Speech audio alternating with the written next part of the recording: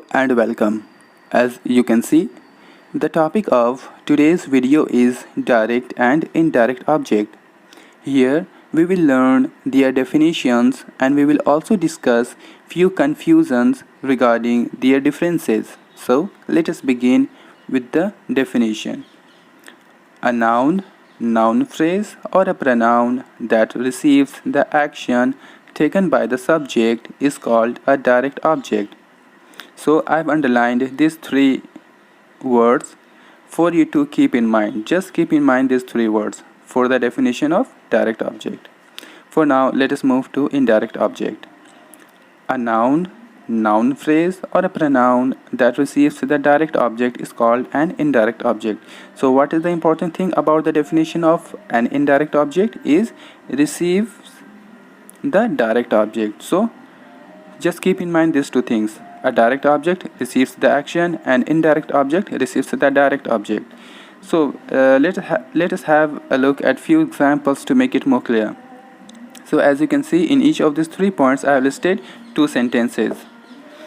He gave a pen. तो यहाँ पर उसने पेन दिया. सो देने काम हो रहा है. एक्शन क्या है? देना है. इस एक्शन को कौन रिसीव कर रहा है? पेन. पेन क्या रिसीव कर इस एक्शन को, यानी गेव जो वर्ड एक्शन इसको पेन रिसीव कर रहा है. ठीक है, तो पेन एक्शन को रिसीव कर रहा है. डेफिनेशन क्या बताया था डायरेक्ट ऑब्जेक्ट का? ये एक्शन को रिसीव करता है. तो बहुत इजी है. पेन एक्शन वर्ड जो गेव है इसको रिसीव कर रहा है, तो यहाँ पे पेन डायरेक्ट ऑब्जेक्ट है. लेकिन अगर दूसरे सेंटेंस को देखा जाए, he gave me a pen. अब अगर वो उसने पेन दिया तो इस पेन को रिसीव किसने किया? यानी कि यहाँ पे जो एक डायरेक्ट ऑब्जेक्ट पेन था उसको किसने रिसीव किया? उसको मी वर्ड जो है इसने रिसीव किया. मी ने अब पेन को रिसीव किया. अब इनडायरेक्ट ऑब्जेक्ट के डेफिनेशन को देखिए. ये कहता है कि it receives the direct object. ये डायरेक्ट ऑब्जेक्ट को रिसीव करता है. तो मी ने क्या किया? अब पेन को रिसीव किया जो कि एक डायरेक्ट ऑब्जेक्ट था. तो यहाँ पे मी इनडायरेक्ट ऑब्जेक्ट है. उसी तरह से the lady red a story. So story को क्या किया जा रहा है? पढ़ा जा रहा है. यानी कि स्टोरी रिसीव कर रहा है एक्शन को जो रीड है. तो यहाँ पे एक्शन कौन रिसीव करता है? एक्शन को डायरेक्ट ऑब्जेक्ट रिसीव करता है. तो अ स्टोरी डायरेक्ट ऑब्जेक्ट है. The lady read her child story. अब अगर लेडी स्टोरी पढ़ रही है तो उसको सुन कौन रहा है? इसका मतलब स्टोरी को रिसीव कौन कर रहा है? हर चाइल्ड रिसीव कर रहा है. So her child is an indirect object, क्योंकि डायरेक्ट ऑब्जेक्ट को रिसीव करना किसका काम है? इनडायरेक्ट ऑब्जेक्ट का काम है. तो यहाँ पे हर चाइल्ड इनडायरेक्ट ऑब्जेक्ट है. The same way John told the happy news. अब यहाँ पे द हैप्पी न्यूज़ को क्या किया जा रहा है? सुनाया जा रहा है.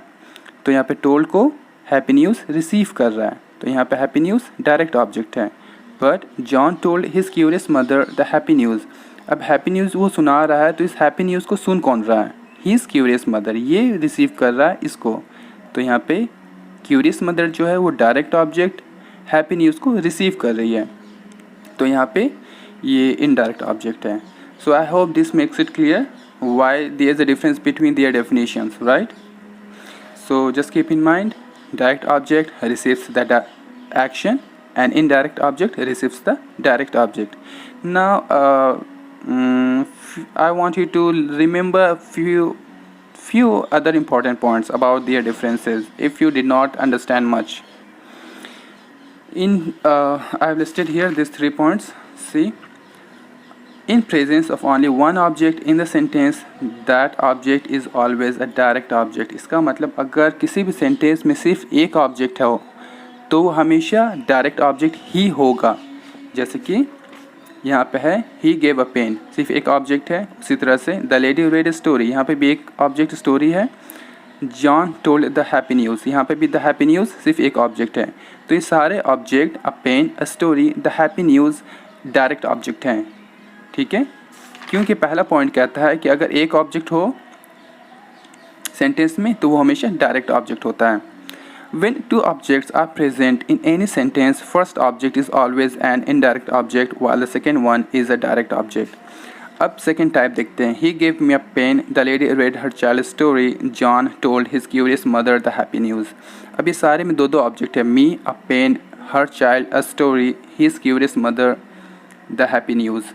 तो पहला वाला जो है me, her child, his curious mother, ये तीनों इनडायरेक्ट ऑब्जेक्ट हैं, जबकि बाद वाले a pen, a story, the happy news, ये सारे डायरेक्ट ऑब्जेक्ट हैं। तो ये सारी बातें डेफिनेट है, आप इसको चेंज नहीं कर सकते हैं। तो पहला वाला हमेशा इनडायरेक्ट ऑब्जेक्ट होगा और दूसरा वाला डायरेक्ट ऑब्जेक्ट होगा। The last one, any object that comes after a preposition is none of direct or indirect object.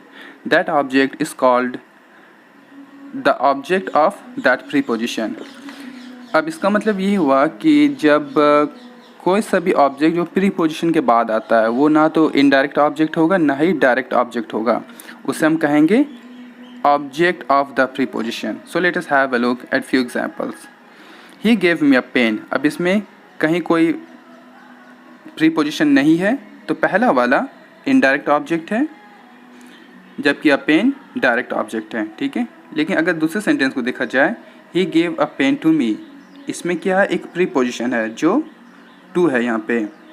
अब ये मी जो वर्ड पहले सेंटेंस में एक इनडायरेक्ट ऑब्जेक्ट था, यहाँ पे ये ऑब्जेक्ट ऑफ द प्रीपोजिशन बन जाता है, क्योंकि ये अब यहाँ पे ये प्रीपोजिशन टू के बाद आ रहा है.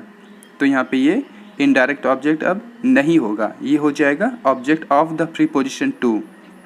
ये बच गया अकेला क्योंकि इसके आगे कोई भी प्रीपोजिशन नहीं है, तो यहाँ पे ये एक डायरेक्ट ऑब्जेक्ट है. The lady read her child story. अब यहाँ पे हर चाइल्ड और स्टोरी दो ऑब्जेक्ट है, तो her child indirect object, a story direct object. लेकिन अगर दूसरे सेंटेंस की बात की जाए, the lady read a story to her child, अब यहाँ पे फिर से टू आ गया है हर चाइल्ड के पहले, तो इसका मतलब her child object of the preposition to हो चुका है. ठीक है, अब यहाँ पर हर चाइल्ड जैसे कि पहले पिछले सेंटेंस में यहाँ पे इनडायरेक्ट ऑब्जेक्ट था, अब ये इनडायरेक्ट ऑब्जेक्ट नहीं रहेगा, अभी हो जाएगा ऑब्जेक्ट ऑफ द प्रीपोजिशन. अब बच गया a story. A story you know that is very easy to understand, this is a direct object. So for now I want you to remember these three things if you did not understand any of these, right? These are the crux, you can say these three are the crux of the entire discussion that we just had, right? Just take a snapshot, a screenshot of these 3 points.